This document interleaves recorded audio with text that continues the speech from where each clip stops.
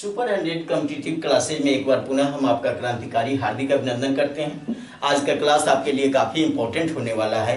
वह क्लास होगा एक चर वाले रैखिक समीकरण। एक चर वाले रैखिक समीकरण यानी linear equation in one variable. Topic लिखते हैं फिर उस पर बात करते हैं। Linear equation in one variable. एक चर वाले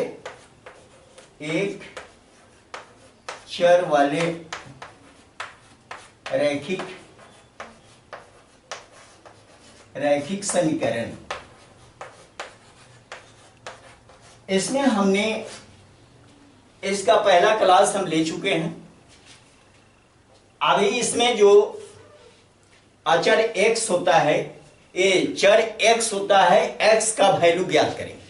x जो होता है वह अज्ञात होता है। अज्ञात को कैसे ज्ञात करें, कुछ क्वेश्चन डालेंगे फिर हम उसको ज्ञात करेंगे। x या अल्फाबेट में कोई जरूरत नहीं है कि चर x हो।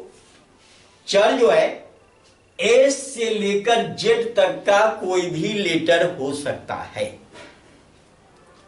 और चर अज्ञात होगा, उसे ज्ञात करना होता है। और वह समीकरण का रूप, समीकरण कहते किसे हैं, कैसे समीकरण की पहचान करेंगे हम लोग, इसका क्लास हम ले चुके हैं। आज कुछ क्वेश्चन डालेंगे और यहां पर दो विधियों को देखेंगे। एक सामान्य विधि है और दूसरा पक्षांतर विधि है। तो क्वेश्चन लिखते हैं, फिर कुछ क्वेश्चन को हमने लिखा है, उसी क्वेश्चन को बोर्ड पर लिखते हैं और उसको सॉल्व करते हैं। यहां पर पहला क्वेश्चन है x माइनस 7 इक्वल टू 2 और इसी को सॉल्व करना। सॉल्व करने के लिए दो विधियों को अगर लें तो दो खंड में इसको बांट लेते हैं। यहां भी यही क्वेश्चन होगा, पहला ही। अब ये है x माइनस 7 इक्वल टू 2। अब देखो एक विधि यहां सामान्य विधि और एक पक्षांतर विधि।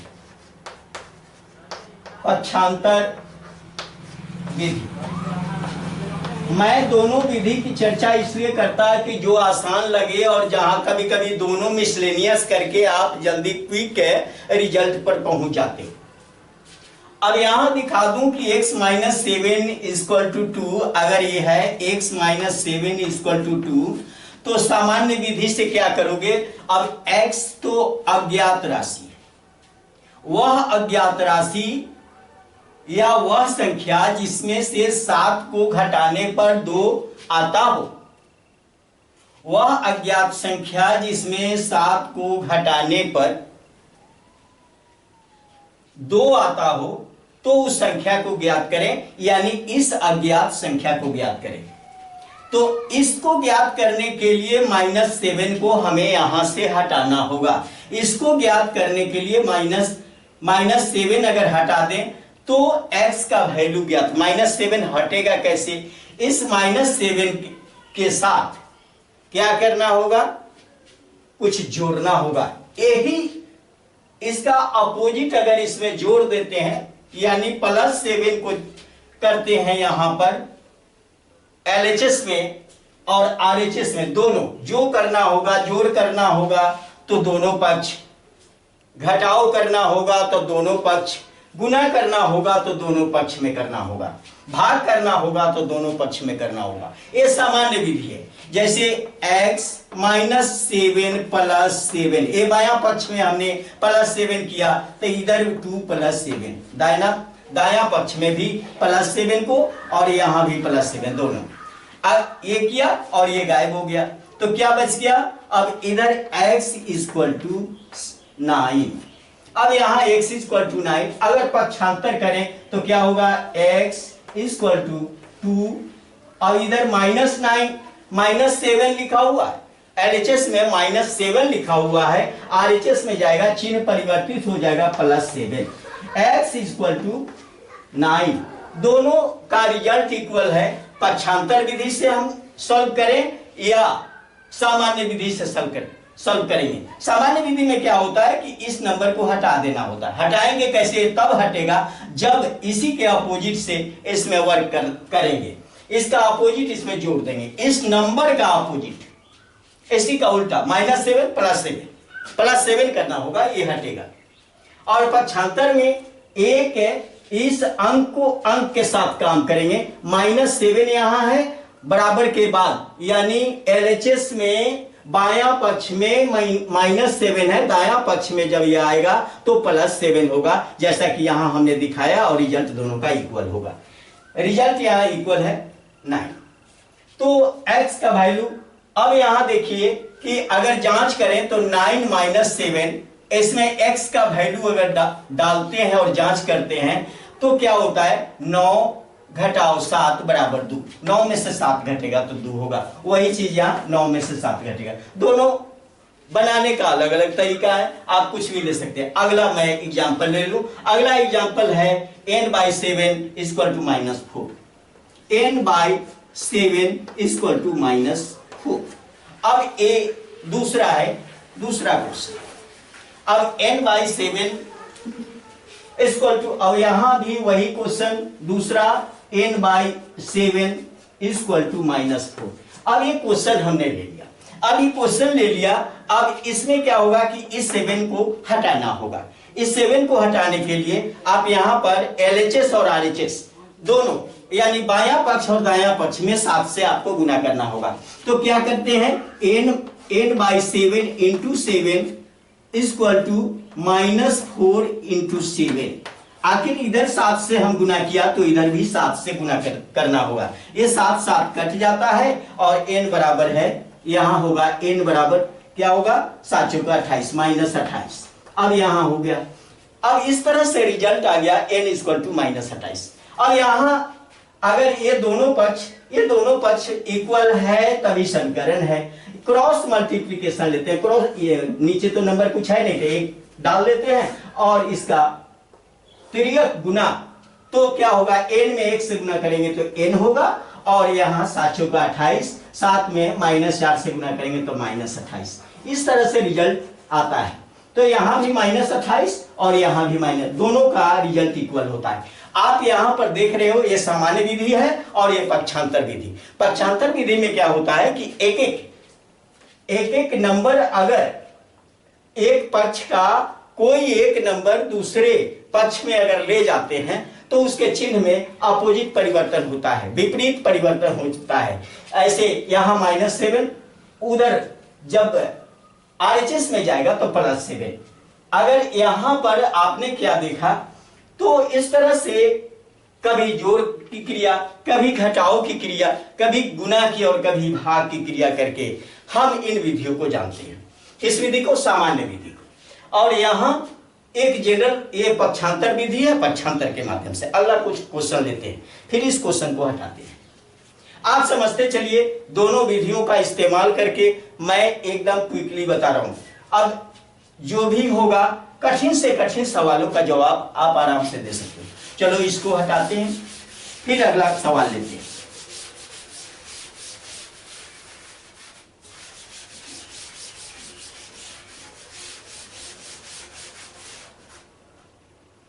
इसको भी मिटा दें।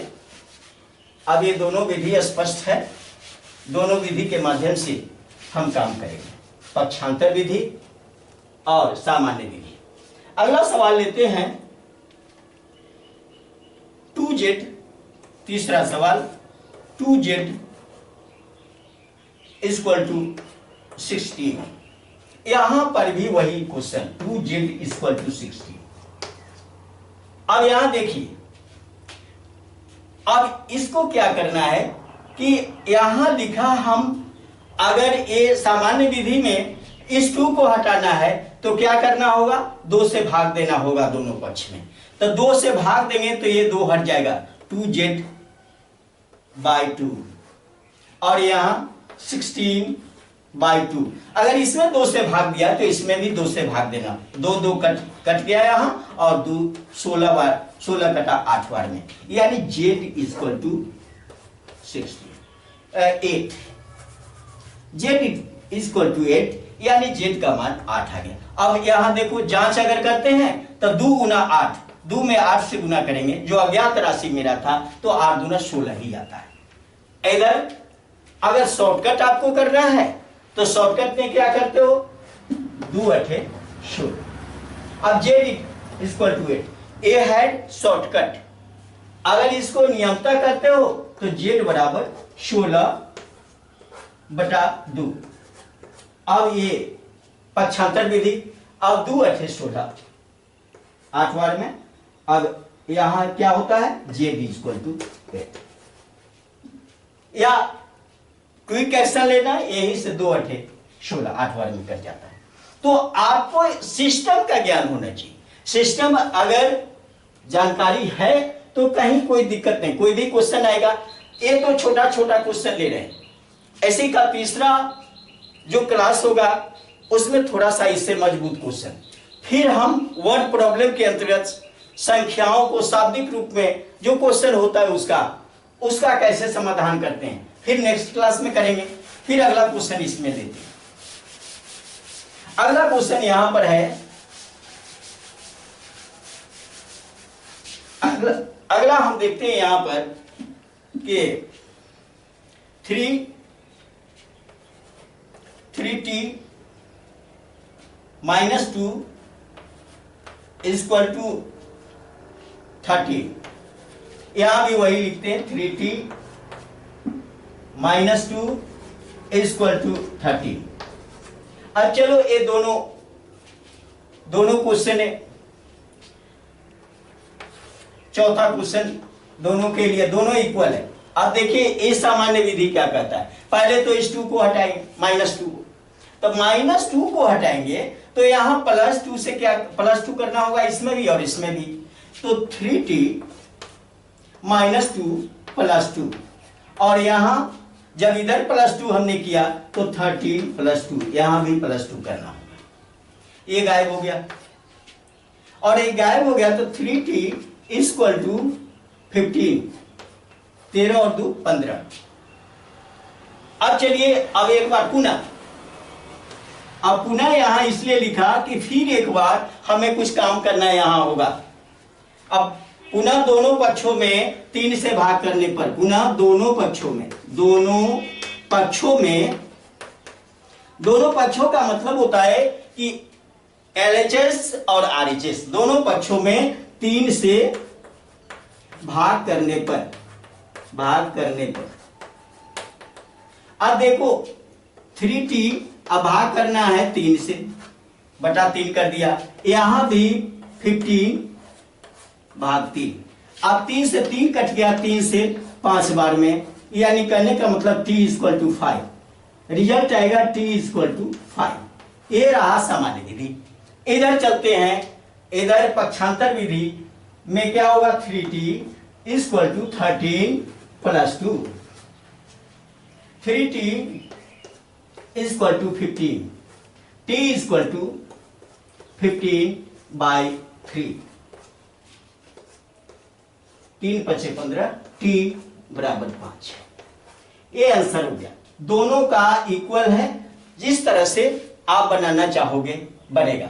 देखो अब ट्रिकी में, अब ये तो डिटेल्स है, ट्रिकी में क्या करोगे, बस यही क्वेश्चन देखने के बाद ये 2 इधर ले जाएंगे, 13 2 15, 15 में 3 से भाग दे देंगे, 5 बार में कटेगा 5, इसका आंसर यहीं पर हो जाता है। अगर ये चीज, ये सिस्टम आपके दिमाग में है तो यही रिजल्ट मिल जाएगा, इसको सॉल्व करने की आवश्यकता नहीं। कैसे सॉल्व करोगे, 3t = 13 जोड़ 2 15, यहीं पर देख लिया, और उस 15 में 3 से भाग लगा दिया, 5 बार में t का वैल्यू 5 यहीं पर मिल गया। ये पूरा सिस्टम आपके दिमाग में आ जाता है अगर इस चीज को जानते हो तो। सिस्टम बहुत आसान है, और दोनों प्रक्रिया के पक्षांतर विधि या सामान्य विधि, किसी भी विधि से हम आराम से निकाल सकते हैं। चलिए अगला क्वेश्चन लेते हैं। अगला क्वेश्चन देखते हैं इसका, और वो 5वां क्वेश्चन होगा। बहुत आराम से लेकर चल रहे हैं और आराम से इस linear equation in one variable को बारी बारी से कठिन और सरल से सरल सवालों का जवाब एकदम आसान ढंग से दे सकते हैं। ये दोनों विधियां आपके लिए इंपॉर्टेंट है और कभी कभी दोनों विधियों को मिसलेनियस करके भी निकालना होता है। तो चलिए अगला लेते हैं। अगला है आपका m/6। m/6 equal to 30। यहां पर है, यहां भी वही क्वेश्चन लेते हैं। m/6 equal to 30। अब देखो यहां ले लिया। अब देखो सामान्य विधि क्या कहता है, इसमें 6 से गुना करना होगा। m/6 into 6। अगर बायां पक्ष में 6 से गुना किया तो दायां में भी 6 से गुना करना होगा। बस इतना ही काम है। जो काम इधर करेंगे, जोड़ करें, जिस संख्या से जोड़ करेंगे उस संख्या से यहां भी जोड़, घटाव करेंगे तो यहां भी घटाव, गुना करेंगे यहां भी गुना, भाग करेंगे यहां भी भाग। माने जो प्रक्रिया, उसमें चर मान पर, चर के वैल्यू पर कोई असर नहीं पड़ेगा। तो चलिए 6 कट गया यहां, और कट गया तो m बराबर क्या हुआ, 180। रिजल्ट यहीं पे है। अब यहां पर क्या करते हो, क्रॉस मल्टीप्लिकेशन लेते हो। 30 के नीचे तो कुछ नहीं, 1 मान लो। m में 1 से गुना करेंगे तो m होगा, और यहां 6 इंटू 30, m इक्वल टू 180। अब ये रिजल्ट बिल्कुल आसान हो जाता है, चाहे पक्षांतर विधि हो या सामान्य विधि हो, किसी भी विधि से हम सॉल्व कर सकते हैं। अगला एक और क्वेश्चन ले लें। इस तरह से आप आराम से, इसी में मैं ले लेता हूं अगला 5वां क्वेश्चन। 5वां है 2z इक्वल टू 16। अब ये इसमें 2 से भाग करेंगे, शायद एक क्वेश्चन हमने लिया था। अगला दूसरा ले लेते हैं। ये 17z इक्वल टू 51। अगर ये है तो आप इसमें 17 से भाग कर दो। 17 से जब भाग करोगे तो इसी में बटा 17 कर दो, और इसी में 17 करेंगे। 17 से कट जाएगा, और यहां 17 किया 51। z equal to 3, z equal to 3 यहां आ गया, और यहां पर 17z इक्वल टू 51। 17 किया 51, डायरेक्ट ले सकते हो, z equal to 3। Direct tricky के द्वारा हम सॉल्व कर ले सकते हैं। बहुत आसान है, सिंपल है, और इससे थोड़ा सा कठिन हम नेक्स्ट क्लास में लेंगे। ज्यादा नहीं, 5-7 क्वेश्चन हर क्लास में बताएंगे, लेकिन वो आपके दिमाग में सेट होते अगर चलेगा तो कहीं कोई दिक्कत, लाइनियर इक्वेशन नहीं, पूरा का पूरा मैथमेटिक्स का एक एक टॉपिक हम आपको पढ़ा देंगे, जो एकदम सिंपल और साधारण तरीके से होगा। चलिए, ये वीडियो आपको अच्छा लगा, वीडियो आपके लिए उपयोगी है, लाभप्रद है, ज्ञानवर्धक है, तो इसे लाइक करें, अपने मित्रों के साथ शेयर करें, और हमारे चैनल पर नए हो, चैनल तो नया है ही, तो इस नए चैनल सुपर 100 कॉम्पिटिटिव क्लासेस को एक बार दिल से ले लें और इसे सब्सक्राइब करें। बहुत बहुत धन्यवाद। जय हिंद, जय भारत।